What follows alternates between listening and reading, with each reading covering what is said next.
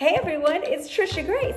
I am going to show you the proper way to use your Ultrasonic 6-in-1 red and blue light. Plug it in to your Ultrasonic key. You want it all the way in. All right, let's go over the modes here. These are for your EMS. Here, do you hear that chirp? I'll put it closer. All right, that's your EMS. Then you have your LED function. You have your EON. This controls your intensity. Press your LED light. If you press LED again, then it turns it to the red light. You have your EON. You can press it like this. Low, we have it on low.